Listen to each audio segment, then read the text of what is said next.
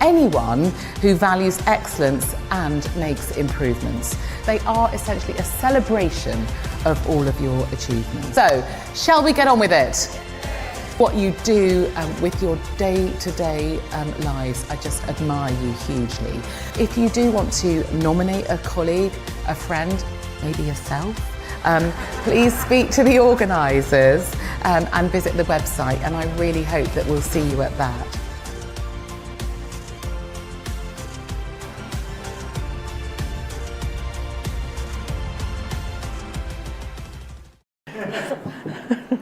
Okay, now the first award is... What's nothing, I don't know.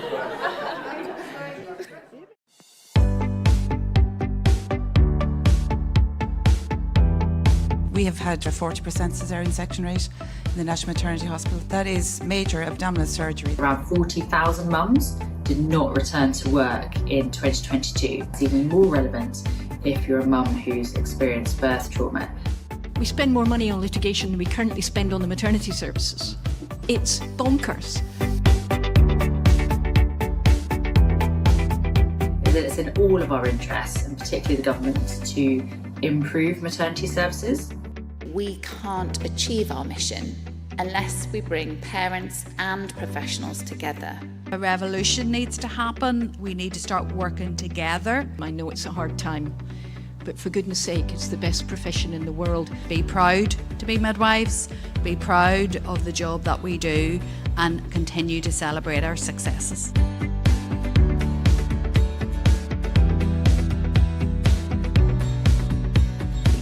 Midwives make a difference to women every single day, and let's not lose that. It's more important than anything.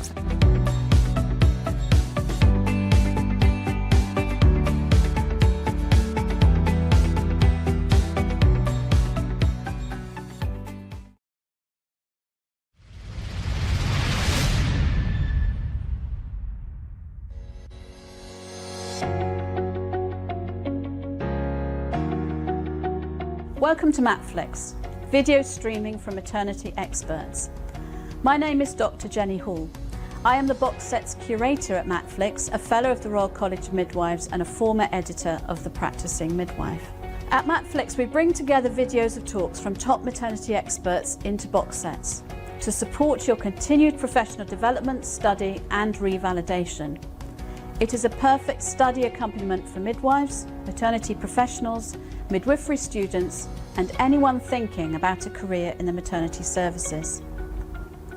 My job is bringing together the latest thinking area by area so you do not have to. Not only do you get the video of brilliant talks and relevant content in thematic box sets, you also get access to the audio version so you can listen on the commute or while you walk the dog. Plus links to the latest research in the relevant field, government policy documents, the presenter's PowerPoint and more besides.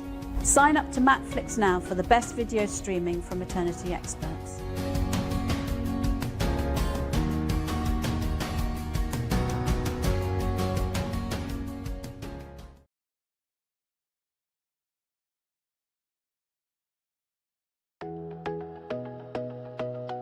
You're thinking, but I've never read about these midwives in the Bible, and that's because they didn't make it into the Gospels. Why was it that we nurses, midwives, seem so invisible to the doctors, to the media?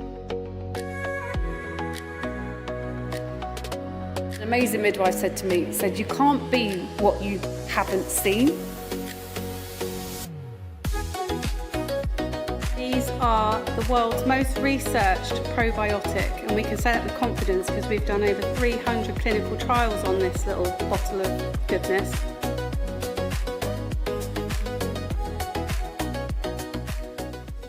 These awards, as you know, are a celebration of achievement, effort, change, innovation, management, insight, and the many other traits necessary to sustain a proud profession like midwifery and consistent services in maternity. We invite people to nominate a colleague or a student or a manager, whatever, where they think that person's a real trailblazer. And it's really a celebration of all that's good in midwifery and maternity care. They recognise individuals, they recognise teams, management and educators.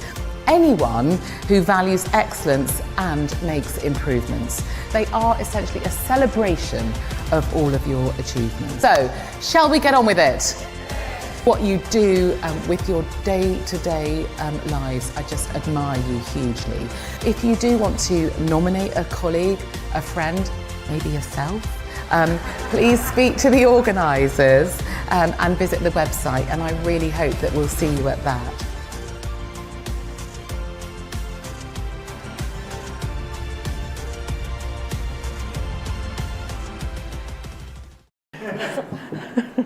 Okay, now the first award is... What's nothing, I don't know.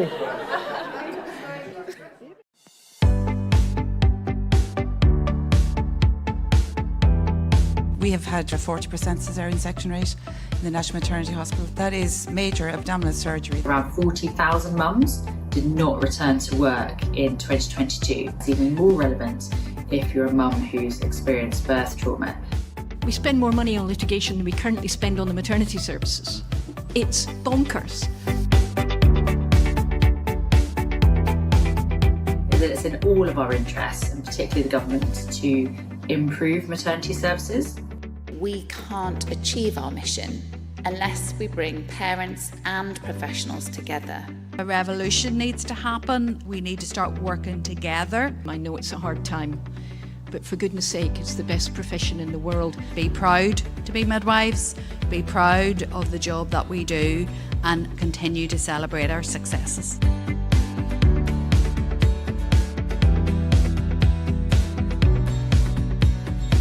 Midwives make a difference to women every single day, and let's not lose that. It's more important than anything.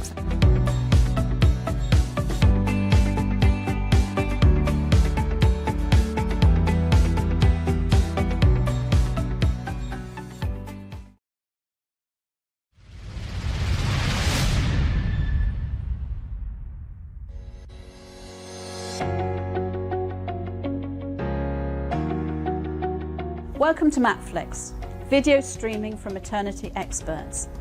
My name is Dr. Jenny Hall. I am the box set's curator at Matflix, a fellow of the Royal College of Midwives and a former editor of The Practicing Midwife. At Matflix, we bring together videos of talks from top maternity experts into box sets to support your continued professional development, study and revalidation. It is a perfect study accompaniment for midwives, maternity professionals, midwifery students and anyone thinking about a career in the maternity services. My job is bringing together the latest thinking area by area so you do not have to. Not only do you get the video of brilliant talks and relevant content in thematic box sets, you also get access to the audio version so you can listen on the commute or while you walk the dog. Plus links to the latest research in the relevant field, government policy documents, the presenter's PowerPoint and more besides. Sign up to Matflix now for the best video streaming from maternity experts.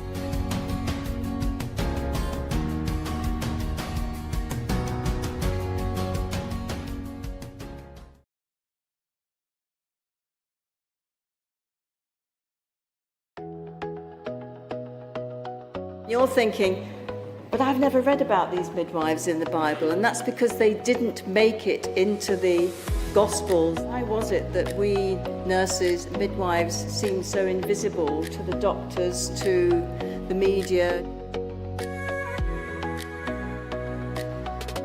An amazing midwife said to me, you can't be what you haven't seen. These are the world's most researched probiotic, and we can say that with confidence because we've done over 300 clinical trials on this little bottle of goodness.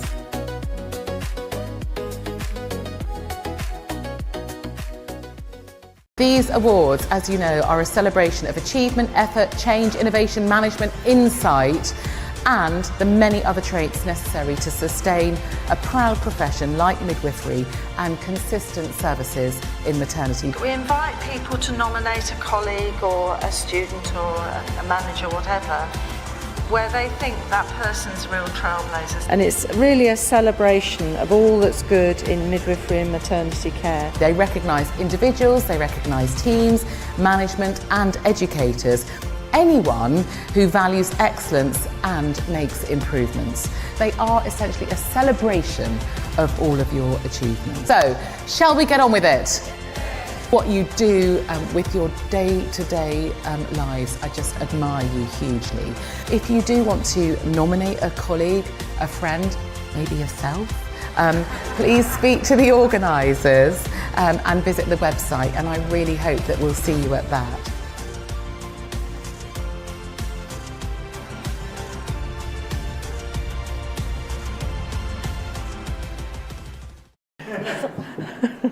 Okay, now the first award is... What's nothing, I don't know.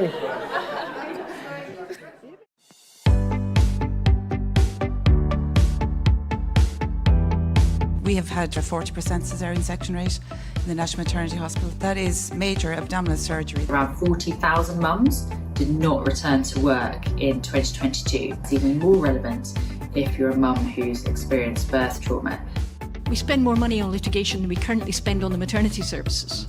It's bonkers. That it's in all of our interests, and particularly the government, to improve maternity services. We can't achieve our mission unless we bring parents and professionals together. A revolution needs to happen. We need to start working together. I know it's a hard time, but for goodness sake, it's the best profession in the world. Be proud to be midwives, be proud of the job that we do, and continue to celebrate our successes.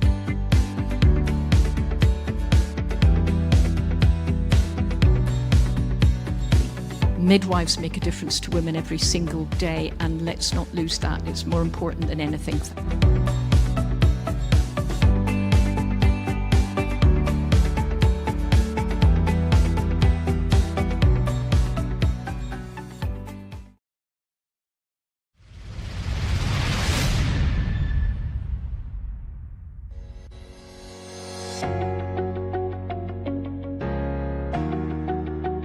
Welcome to Matflix, video streaming from maternity experts. My name is Dr. Jenny Hall. I am the box set's curator at Matflix, a fellow of the Royal College of Midwives and a former editor of The Practicing Midwife.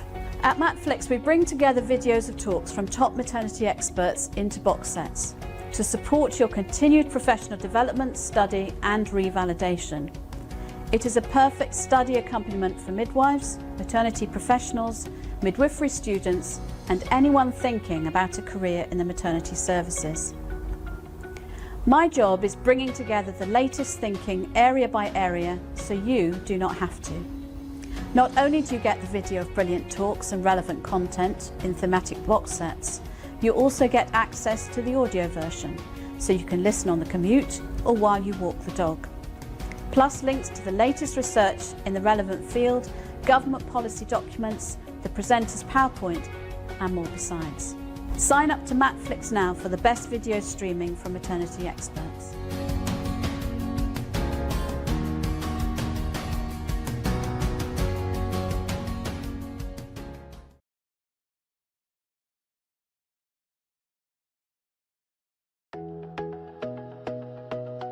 You're thinking, but I've never read about these midwives in the Bible, and that's because they didn't make it into the Gospels. Why was it that we nurses, midwives, seem so invisible to the doctors, to the media? An amazing midwife said to me, you can't be what you haven't seen. These are the world's most researched probiotic, and we can say that with confidence because we've done over 300 clinical trials on this little bottle of goodness.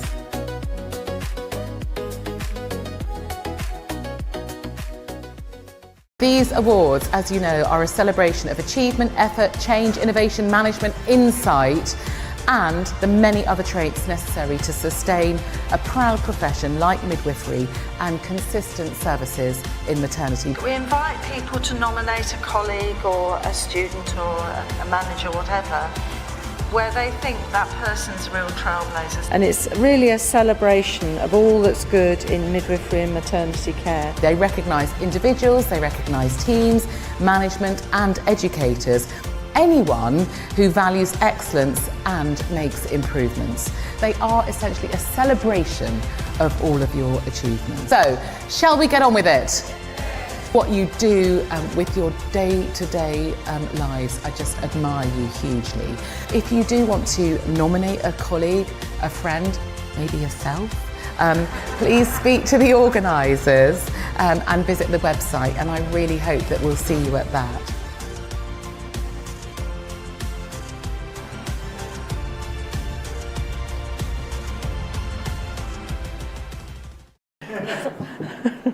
Okay, now the first award is...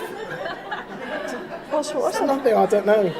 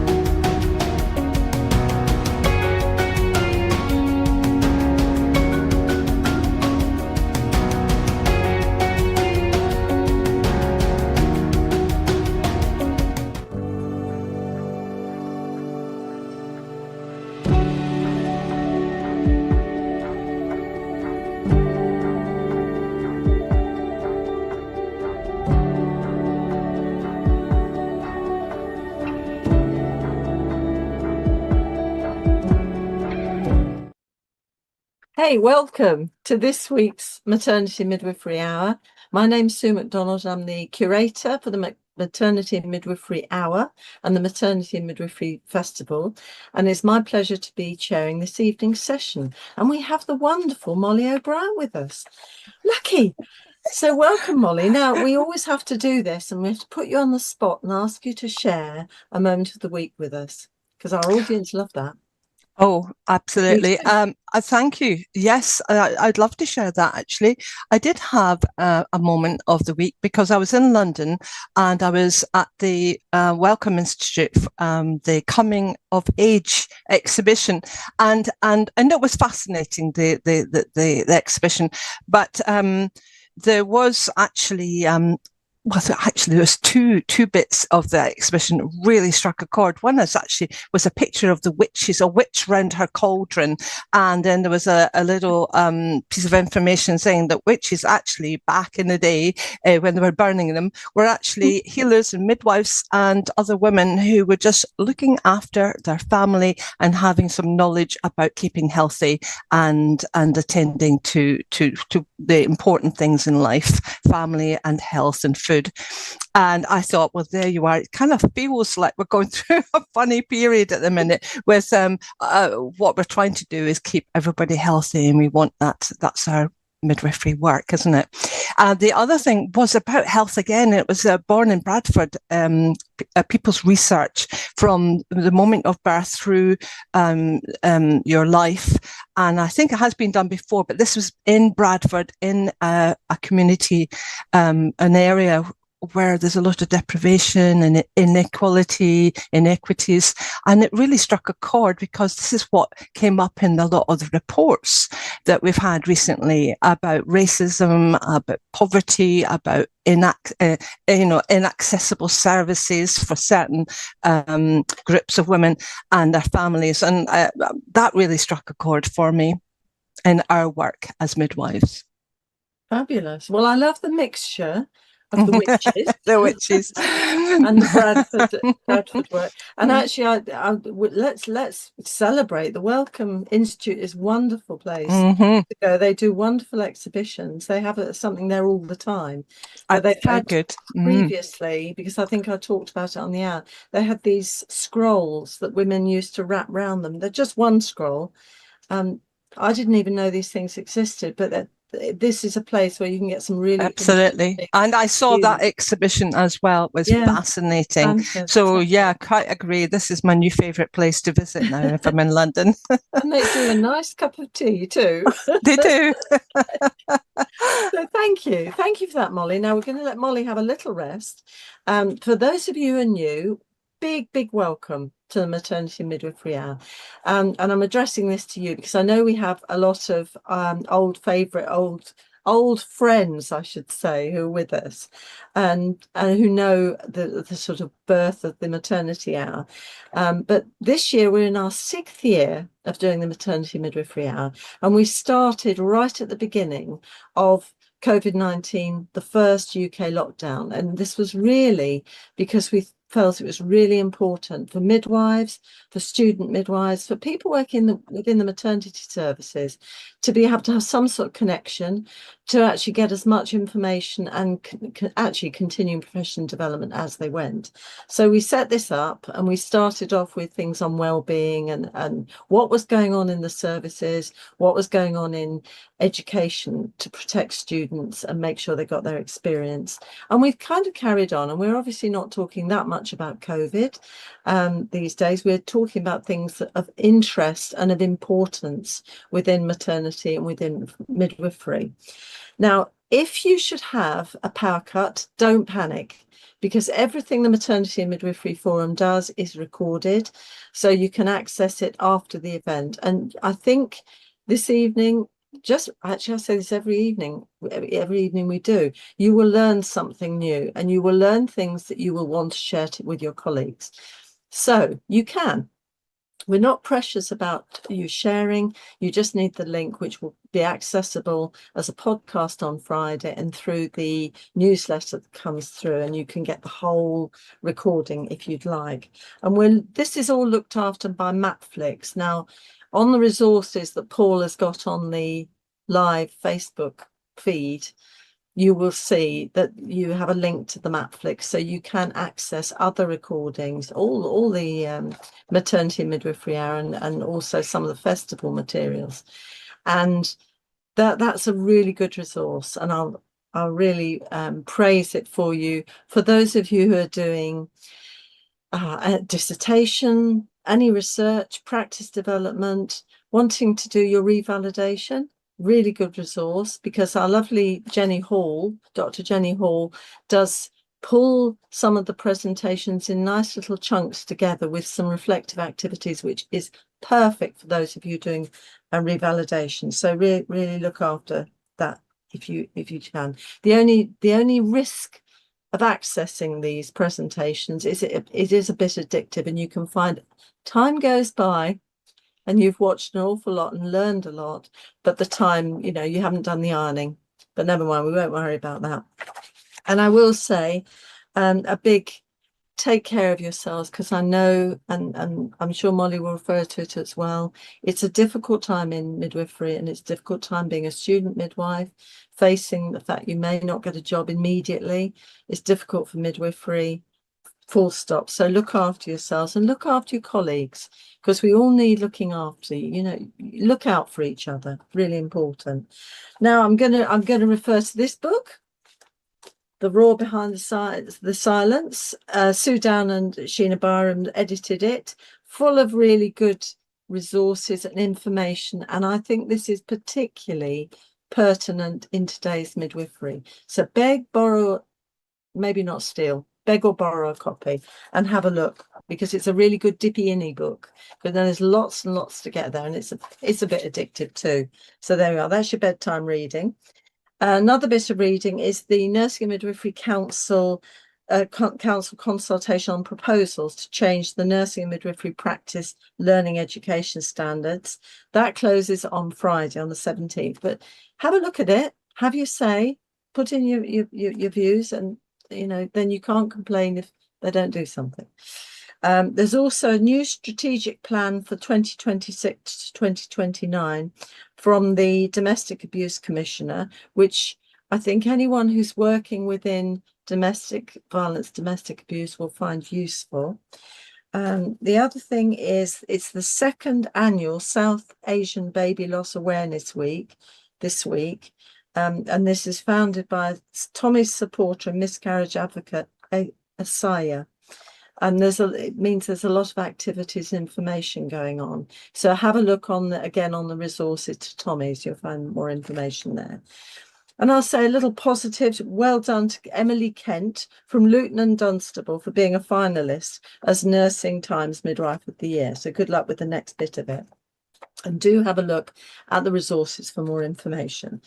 Now, tonight we're going to look at movement, and I think on the discussion we put on the information for this evening, we've talked about the fact we all learn about the female pelvis, the fetal skull, and the mechanism of labour. And it used to be always the mechanism was quite flat. Now you'll find most of the books will illustrate women standing or in squatting positions for the birth, which is quite right. But we don't always understand the other bits around the mechanism and the body, actually. The body is a marvellous thing. And there's a lot of influences like factors like exercise and movement, which may have an impact on the progress of labour and birth. And to share her knowledge of this and her passion for this topic, we have Molly O'Brien, who I'm delighted to introduce, very experienced midwife, over 28 years in practice, more of 20 spent working full-time in clinical roles within the NHS. She's a birth preparation teacher, associate university lecturer, and the creator of some very specialist education programs in biomechanics for birth for midwives and other birth professionals. She's got a marvellous website full of wonderful information, also on your resources sheet. So welcome, Molly. The screen is now yours, and thank you so much for coming this evening to share your movement. Oh, thank you. I love that, Sue. And indeed, you are correct that my subject was and is tonight going to be talking about movement in the birth room and what we can do to facilitate straightforward birth and how that baby comes through the pelvis. But I have expanded it. As Sue and I were speaking earlier at 2 o'clock in the morning, my mind's going and thinking, actually, I need to put pregnancy in there. It is something that's also incredibly important as far as movement's concerned. And and again, related to our work as midwives, as public health practitioners, but pregnancy is actually about maintaining health as well. We want to support those women and their families through good health and address some of the inequities and inequalities that were actually highlighted in some of the recent reports. So I felt like I really needed to get that into tonight's presentation. So it's about pregnancy and labour and, of course, in the birth room, what's happening in there. Pregnancy, moving throughout pregnancy increases health for mother and baby, and a room that supports movement is a room where birth physiology is more likely to unfold. I have got a few references there. I will be alluding to some of these references throughout the presentation. But here is some of the health issues that are needing urgent attention. We know this, but they were highlighted in both the Ockenden and Amos reports. So, gestational diabetes, hypertensive disorders, including preeclampsia, maternal mental health, antenatal and postnatal, inequities in outcomes by ethnicity and deprivation, and obesity-related complications, isolation, and lack of a relationship-based model of care. These are really big issues in our world as public health practitioners who care about the health of the nation. No mean feat and no small remit for us. And I think it's really important that we remember how expansive our work is. So imagine a drug that cut gestational diabetes and preeclampsias by around 40%. That would be pretty awesome. And it cut antenatal depression and actually postnatal depression too by roughly 2/3, narrows health inequalities and doesn't have any side effects. That's pretty awesome. And it's not a drug, it's movement. It's movement, it's connection, and it's community. And that is what midwifery is about. We impact health in the way that we actually provide care. Unfortunately, we're not doing that at the minute because, again, highlighted in the reports, our models of care are fragmented. And I'm hoping that we can start, when they're talking about redesigning maternity services, that we can dream big about what exactly it is we like to see, knowing the evidence, knowing the power of midwifery, that we can actually provide excellent care and that drug that is not a drug, but actually movement and connection and community relationships. And unfortunately, excuse me, physical activity declines during pregnancy. And most women actually become less active as the pregnancy progresses. Between 60 and 80% of women reduce physical activity during pregnancy, and only between 50 and 30% meet recommended guidelines, which is 150 minutes of moderate activity per week. And that's evidence-based, and we're not doing that.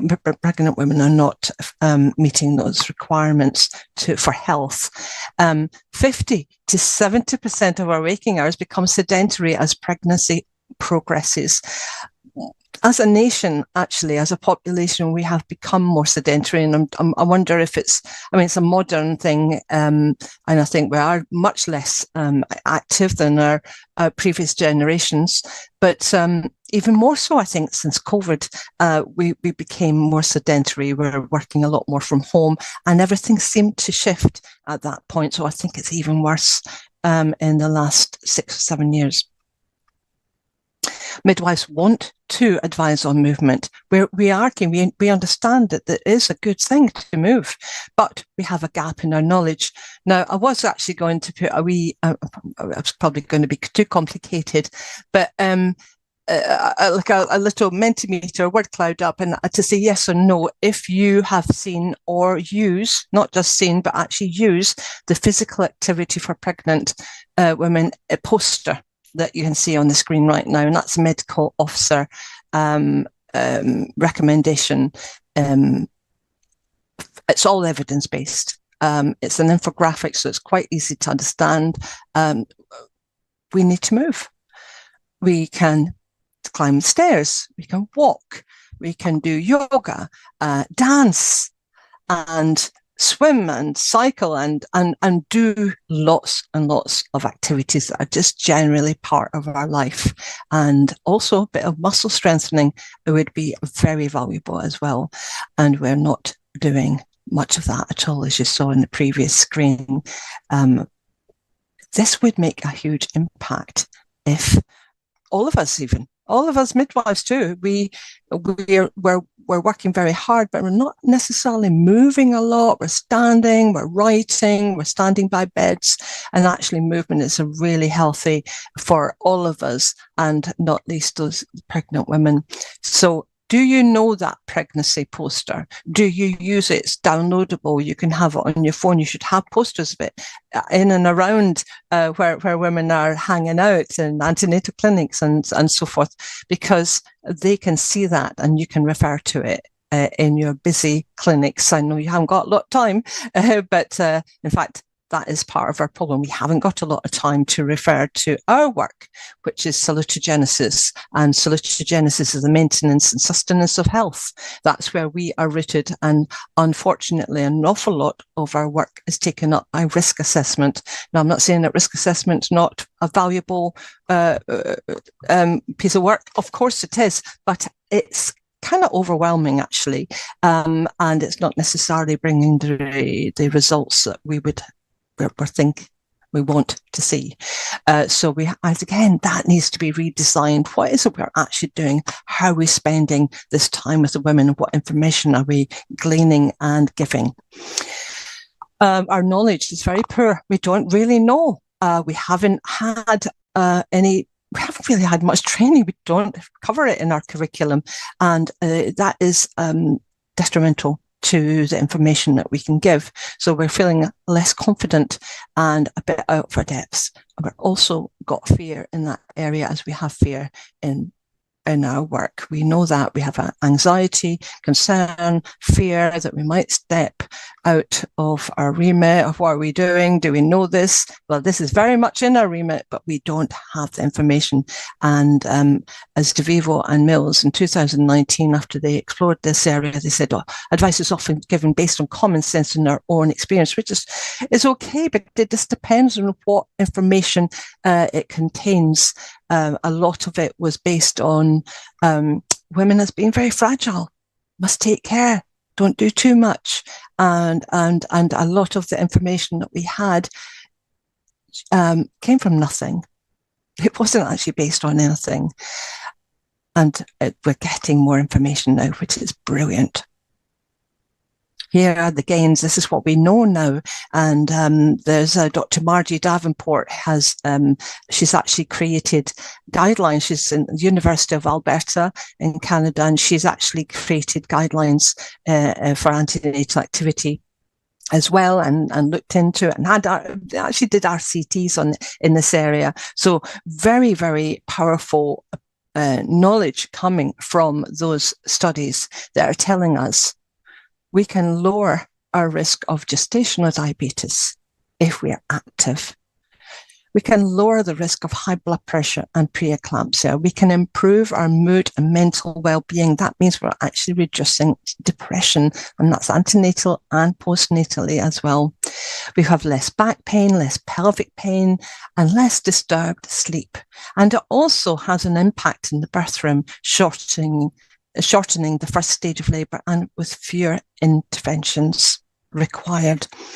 And for the baby, who would think they're going to have benefits too? Healthy birth weight, better infant motor development, and it supports fetal heart and brain development.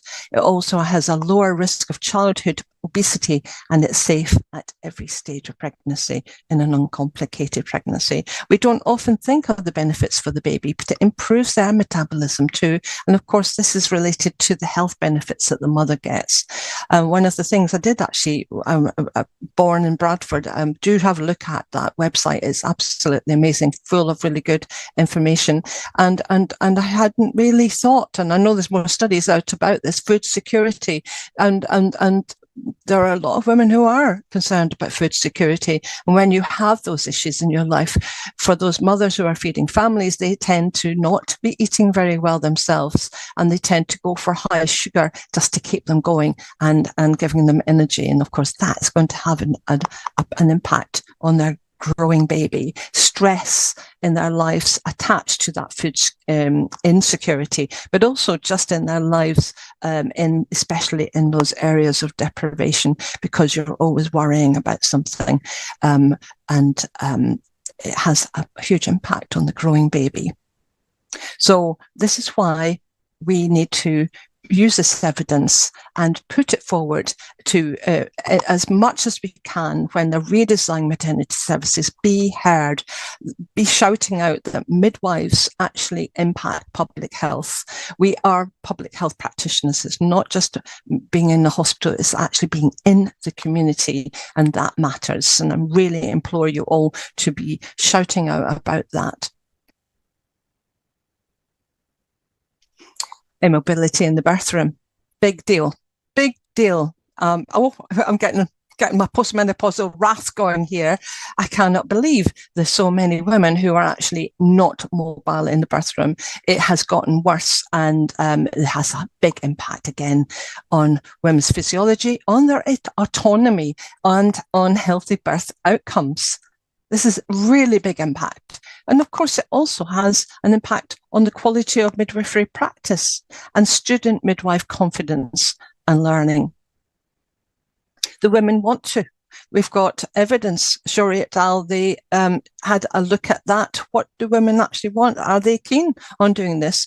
Well, I know that things have changed a little since 2022. Again, we've got more fear.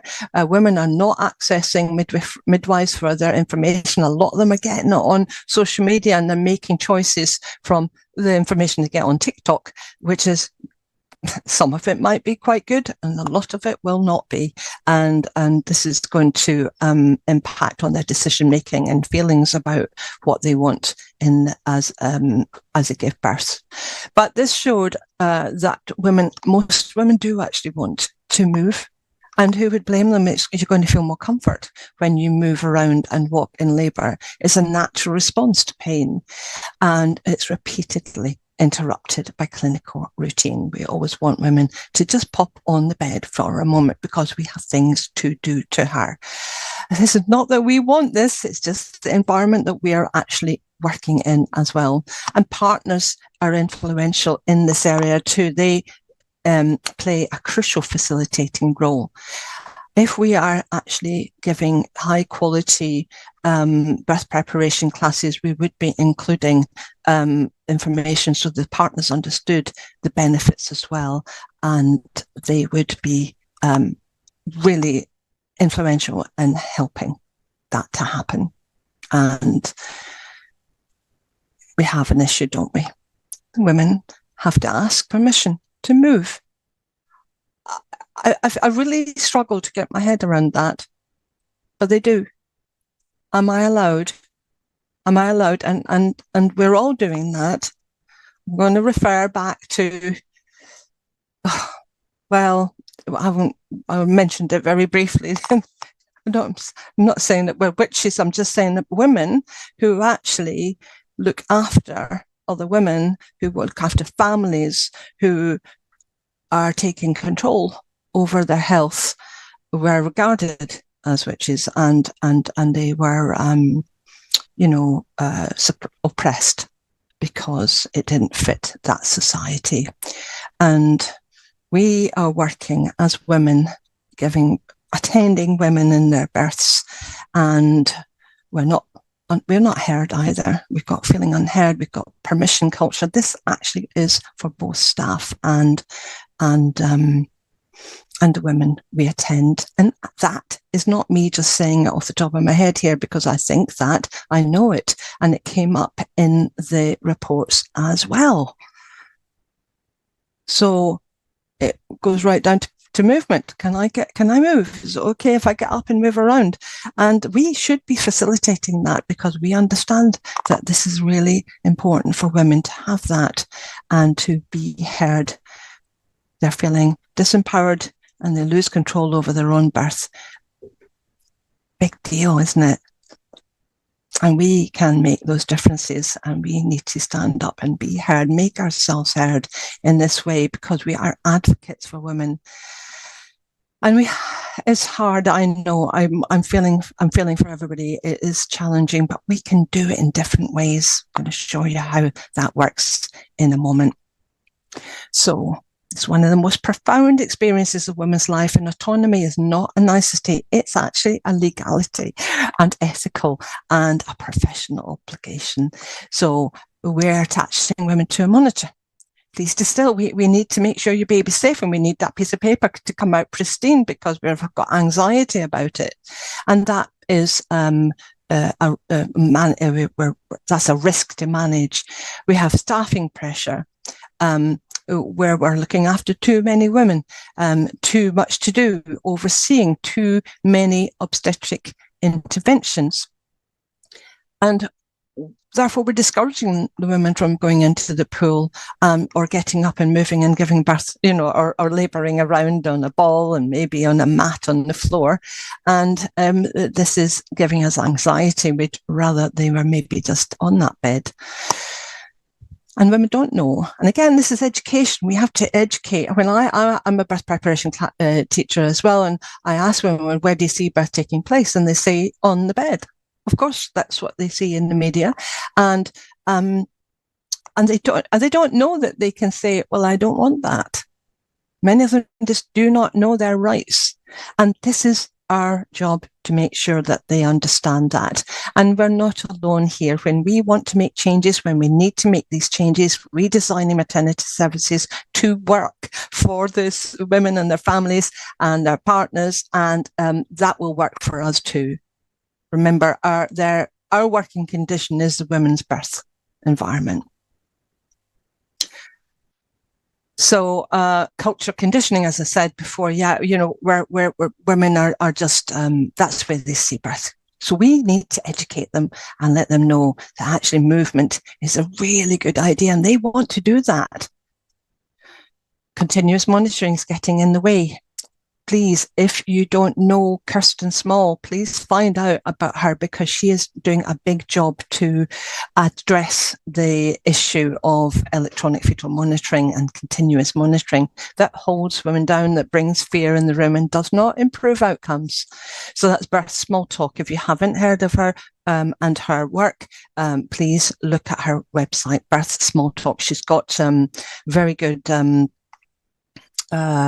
courses for not only for the women and their partners, but for the staff as well. So we are up to date and actually looking at this monitoring with a different eye, different lens. Epidural analgesia is, of course, a very popular analgesia.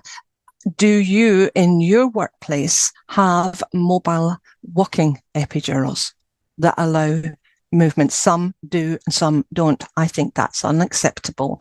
We have got a dynamic physiological process taking place, and it is possible to have a walking epidural. There are some hospitals where women are not even catheterized. They get up and go to the toilet. They can move around. If that's not happening in your area, then get a bit cross about that, because this is going to make a difference to those women being able to have that movement and certainly be able to rock and get on all fours and move around. But we can still use some tools that are really helpful. Peanut ball use is all still possible. It increases pelvic diameters. If you don't have peanut balls, get peanut balls, because they are wonderful, a really supportive tool. And our language, and I know we have compassion fatigue, we have moral injury, we have cognitive dissonance, and that was also picked up in the reports. But our words shape what feels possible. So if we can start to speak in a way that actually supports this woman to have what she would like to have movement, to encourage her to move and feel more comfortable, then this is going to be pivotal. And the room is not giving any impression that movement can take place there, because that bed dominates, and a bed that's dominant in the room denotes passivity. It sends that message. Can we move it? We should be able to. And if we can't move it, then we can change its shape. Give an impression of movement. When this woman walks into that room, she must be able to think, you know what, I think I could actually maybe sit on that ball.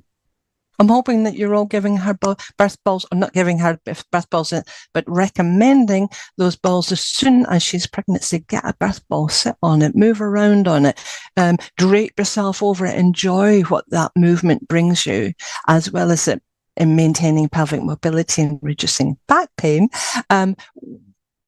That's giving a message all the way through pregnancy. And now she's gone into the room, there's a birth ball. And she's familiar with that, and she knows the comfort that brings, so she can sit on it, and that improves mobility in the birth space. And we've got a growing evidence base that's telling us, as if we need evidence, but yes, we do. We need evidence for everything, and we need to make our impact about this area. We need to say, yes, we know that this actually shortens the duration of labour. There is less epidural analgesia. Now, for women who want to use an epidural, there's no issue. But for those who don't and maybe struggle with the intensity of the pain in labour, they will actually do better if they can move in that those are the women I'm talking about. I'm not talking about depriving anybody of an epidural if they want one, but for those who want to move around, they will find that they don't really want to have that epidural, that they may have started thinking, oh gosh, it's more powerful than I thought. And it also lowers the risk of cesarean section without epidural in place. These upright positions, they carry a clear, consistent advantage compared to recumbent positions. Tinker et al., and these are really up to date. This is 2026. There's a clear association confirmed between upright position and second stage, in active second stage, and increased rates of physiological birth. And physiological birth, as we know, brings health benefits. This is about health. This is not about ideology that has actually been raised in the media and in some social media maternity commentators, where want women to stay healthy and whole. And actually physiological birth brings that. That's why we're keen on it. And those who birth physiologically are more frequently using all fours position or a birth stool. And those who had instrumental births were more often in a semi-recumbent or lithotomy position. So this has an impact. It is a direction of effect consistent across both stages of labour. So this is not ambiguity. This is good quality evidence, and the challenge is implementation. This is a reality of practice. So despite that good quality information, the last 24 hours before childbirth, 80% of the time spent in non-flexible sacrum positions. So you have the sacrum, which can move a little bit. I mean, it's not loads, but it's enough to make more space for the baby. And we know that pelvis expands. And yet these women were actually mainly in those non-flexible positions prior to in the 24 hours leading up to the birth. And at the birth, more than 90% actually gave birth in non-flexible sacrum positions. This is a big issue. This is a really big issue. Most women are giving birth semi-recumbent. That compresses the sacrum and reduces the possibility for movement, for expansion, to make birth a little bit easier. So that's the gap we've got to close. Got to consider what the heck is happening there. We can't ignore these numbers either from Tinker. Every 10% more time upright increased the likelihood of physiological birth by 26%. And every 10% more time supine, there was a 30% increased likelihood of instrumental birth. It is quite astonishing that this is still happening, that women are still very much semi-recumbent, giving birth on the bed, not moving, when we have these figures showing us the benefits that women can give birth more easily if they can move. And of course, I'm not saying we should be prescriptive about this. Women should be able to choose their own birthing position. That's really, really important that they do that. And sometimes it is supine. We've all been there, I'm sure. She's been on all fours and then suddenly she chucks herself around and lies on flat on her back. And that's because it felt right for her. And that baby's coming through her pelvis, navigating that pelvis. And of course, we've got shoulders coming through and, you know, everything moving. And so that was right for her. But we do have this information here that really supports movement in the birth room and the possibility of changing position. So it's not just about one position, it's changing and moving, and it is cumulative. And of course, if women are lying there, immobilized on the bed, attached to monitors, drips running, midwifery becomes less skilled. So what we do if we have a woman who has not got, is not attached to a machine for monitoring her baby's heart, or on drips, or isn't immobilized with a dense epidural and she's moving around, we need that understanding of how her pelvis opens up, that's biomechanical knowledge, how our body works. What about that beautiful articulated architectural structure, the pelvis, which is really complex and beautiful and works really well. We need to understand that so we can honor it, respect it, and help her to be more confident in moving. And we need that confidence too. We need to help facilitate that movement. We can use functional assessments without relying on vaginal examinations. That's another issue. I can't go down there because I haven't got enough time, but that's another issue, isn't it? Midwifery is about skilled work and skilled assessments, and trusting in physiological process. That's not like wildly trusting even when things are going wrong, of course not, but you need to be able to understand patterns of normality, of normal physiology that unfolds, and there's a variety of patterns.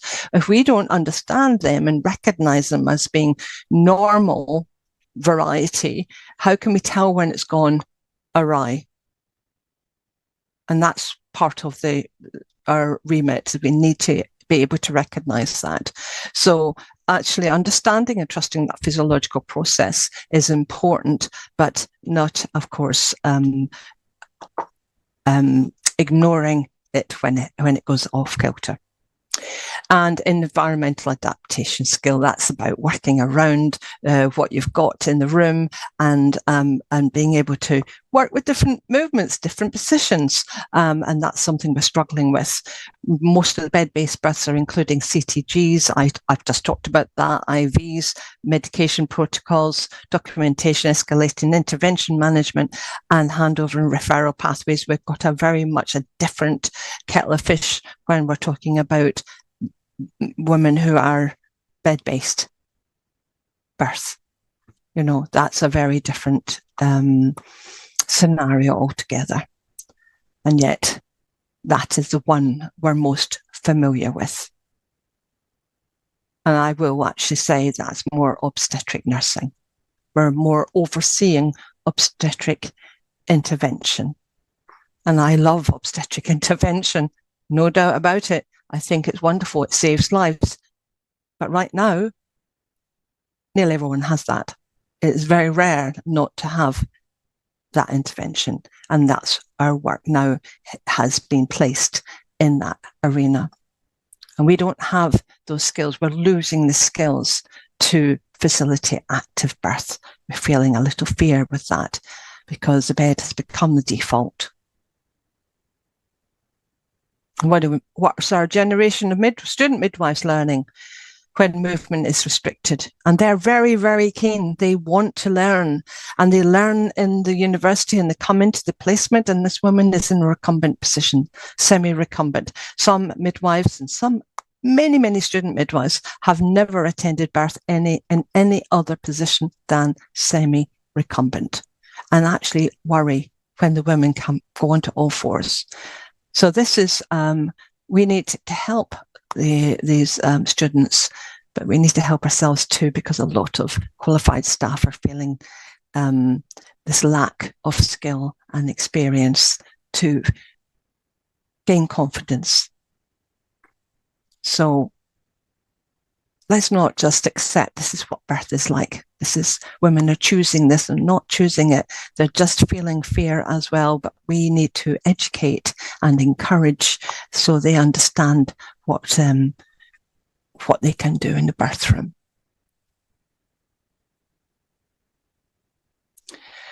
We have this that's keeping it going. This is understanding the system. The forces maintaining immobility are real, interconnected and systemic. It is not individual failures. Again, this has all come out in the reports. We have risk aversion and litigation. We have staffing pressures. We have the medicalisation of childbirth. And again, I'm going to make it very clear, I am not anti-intervention. Of course, bring it on when women need it. But every single one? Really? I teach and I ask a question about oxytocin, synthetic oxytocin, every time I teach, and I've taught thousands. midwifery professionals, midwives and obstetricians too, in the NHS. And when I say how many women are on using synthetic oxytocin in your maternity units, the answer is the same every single time. It's nearly everyone. So we've been through some of this already. Environmental design. I mean, we're not going to get brand new units, but we can make that room. Bring your midwifery with you into the room and make that room, make it so it supports physiology. It doesn't stop anything else happening, but supports. Everybody deserves to have their physiology supported. Everyone, no matter what's going on for them, because it is a really it's very powerful, and it can help them stay calm, and it can even reduce those emergencies happening because their physiology has been supported. So macro, meso and micro, policy and commissioning and system design. These are national guidelines, environmental investment. We are underfunded. This is part of the problem. Underfunding is part of the problem, no doubt about it. And again, this has come up. We are under-resourced and understaffed and underfunded. We need institutional culture and leadership in education. That's the meso level. We got the micro level where we are as individual midwives at the moment of care and what we can do, and we've just talked about some of that. I feel that I'm going over, so I'm going to just flip through this. National guidelines must include mobility. It's not an optional extra. Birth is a dynamic physiological process. Actually lying down and not moving is not part of that. It's you can still have your epidural, you can have that, but it needs to be able to allow some movement, and that's really important. And we need that capital investment.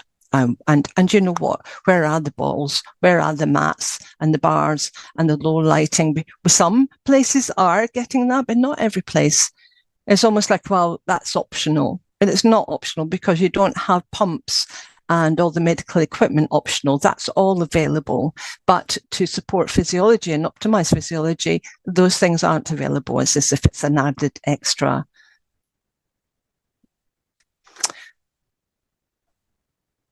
And the safety inquiries must not just become surveillance only. We've got this drive to increase monitoring, but monitoring alone is not creating those safer pregnancies and births. We have the evidence to support what I've just said. It's also about restoring confidence in physiological birth and creating the conditions for it to occur. Visible leadership. These are all the things that we've heard about in the reports.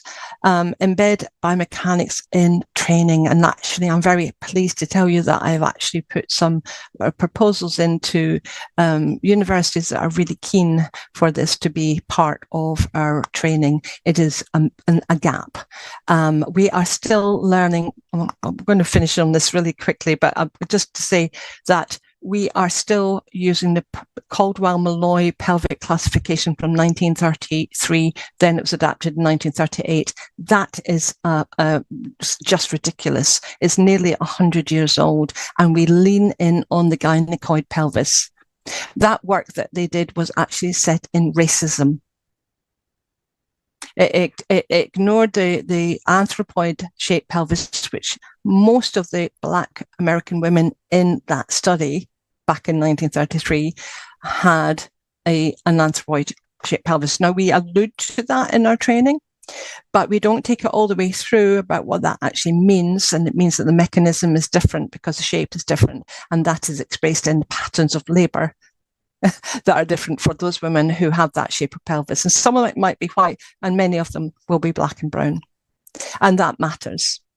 And that's why we need to update ourselves in fascia. Fascia is a new thing in our world. So we need to update ourselves in the biomechanics of the labouring, of not just pregnant and labouring women.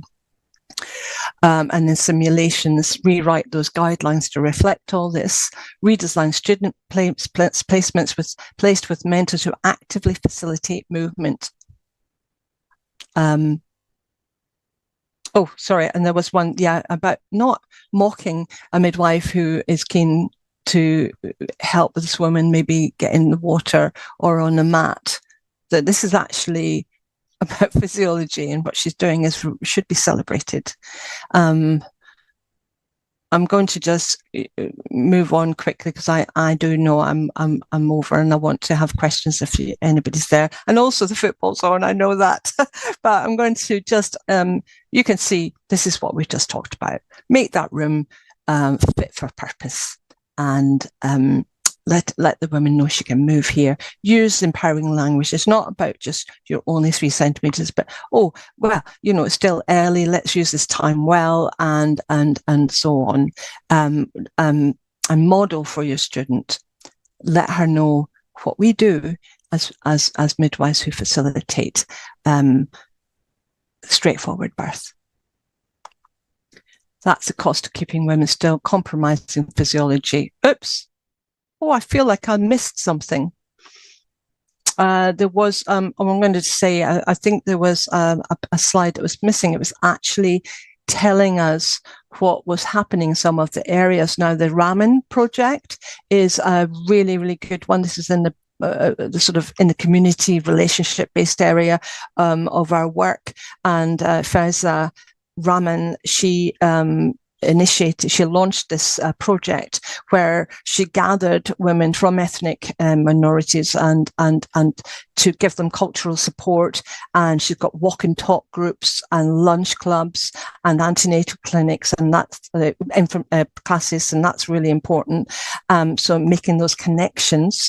And she's also we've got other walk and talk groups that are around. We've got This Mum Moves from the Active Birth Foundation. Again, really, really great website. Have a look at that. And there was pregnancy circles. We haven't got a lot of time. We understand that, and there's not enough midwives, but there's been a lot of work in City and St George's University has done a lot of work, as has others. Octavia Wiseman did some research with other researchers there, showing that pregnancy circles of small groups of 10 to 12 women who are in their local community, where they're living nearby, coming together, getting information together, can actually really optimize the time and create that connection that is so lost in our community. So let's think creatively. Let's actually let's be part of redesigning our maternity services with midwives at the centre as public health practitioners. So do consider, what is it you're doing there? What message does your birth environment send to the women? And how would a student midwife learn from you if they spent every shift with you? And what are you doing? And what do you think about strategies to help support pregnant women, new mothers, and families who are feeling a little isolated, a bit lost? And this is our work to step in to that. Thank you.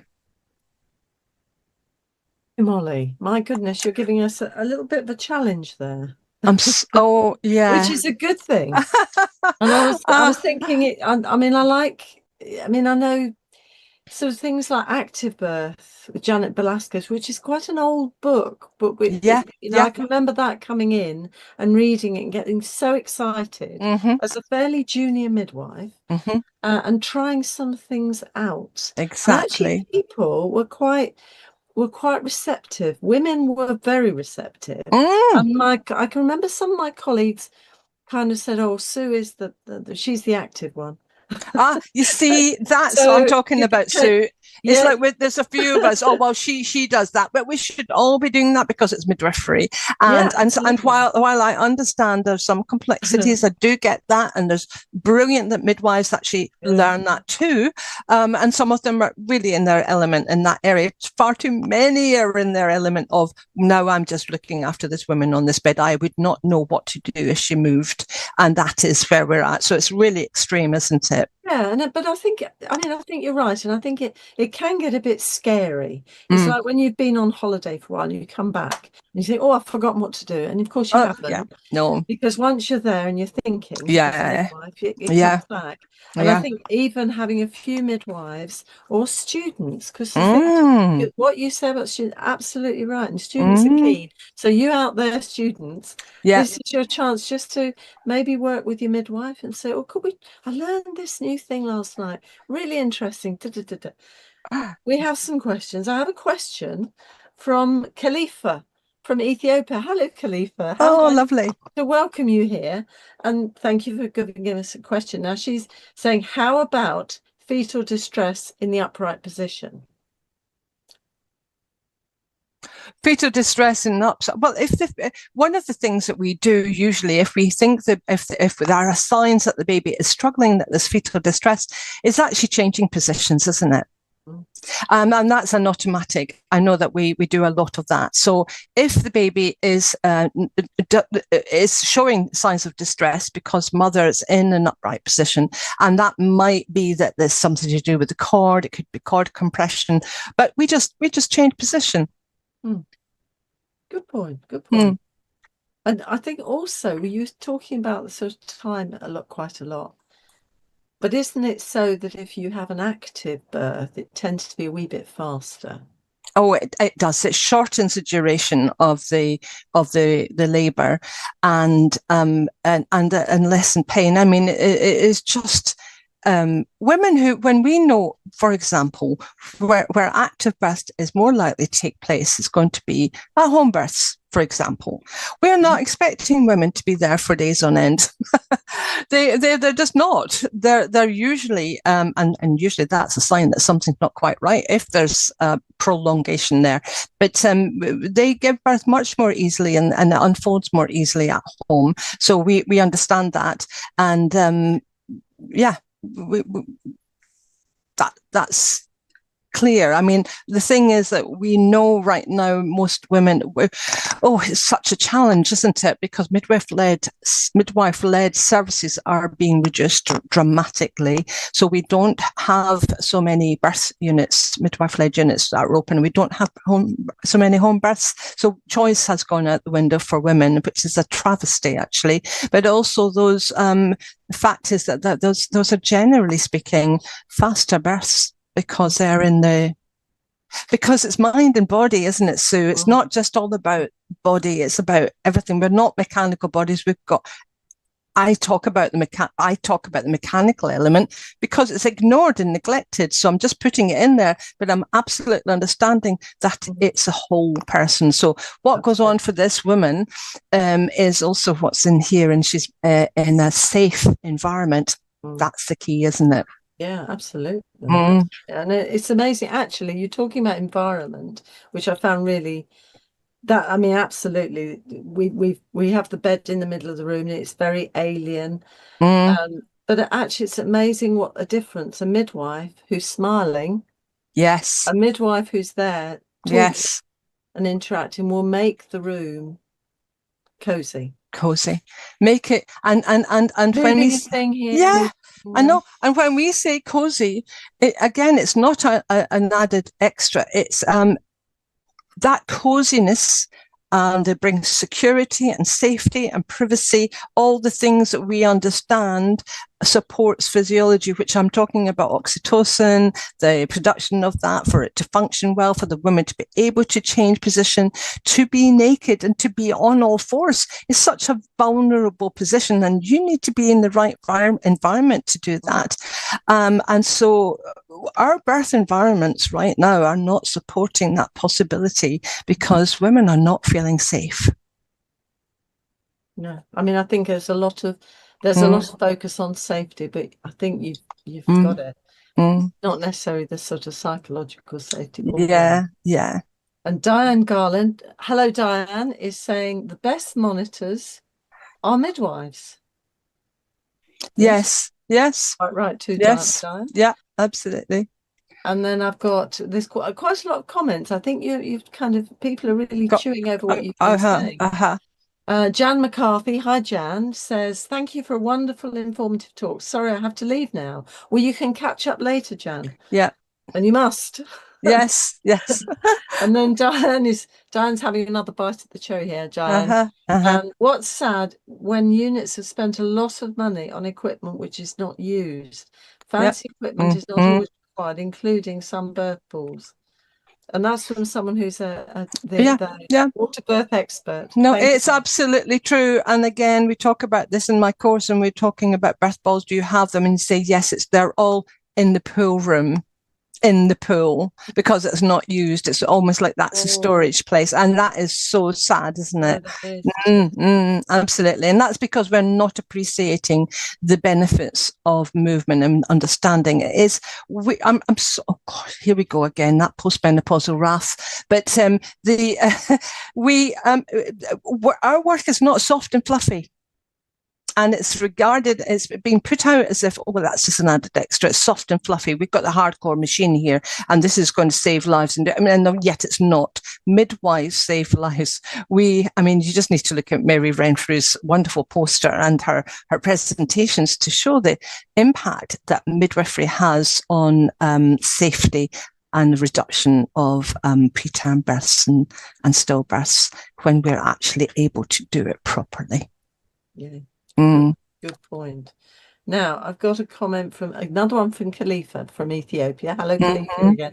She's saying the most informative talk, but what is most difficult needs material CTGs, knowledge for basic physiological change. I'm not sure if this means that I think you did say, Molly, that some women will need additional support. And I guess, well, what would you do for a woman that has to be on a CTG monitor? I'm not sure if that's what Khalifa exactly means. Yeah. But there are women who want. There are women who want a monitor, or who may need it. So absolutely. What can we do to make them be more mobile? Well, I'd love to set you a challenge, Molly. Yeah, no, it's fine. It's a telemetry. So telemetry, wireless monitoring. So, I would advocate for wireless monitoring while we have the conversation about the research that underpins or not electronic fetal monitoring, because right now it is not actually that clear that it's helping at all.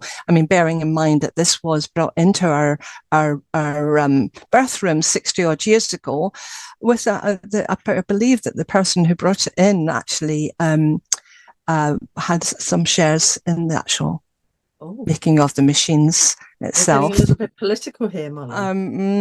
I believe so, and I might be wrong. I'm happy to be wrong about that. However, it was with the remit that this was going to reduce cerebral palsy rate, and it never did that, and still has never done that.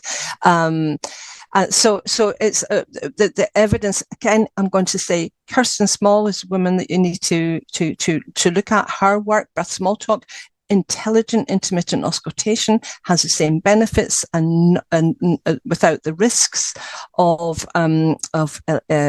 those electronic fetal monitoring CTGs. While we're having that conversation, because it's entrenched in our work, and it will take a wee while to have a look at that and find out what it is we need to do to keep women safer.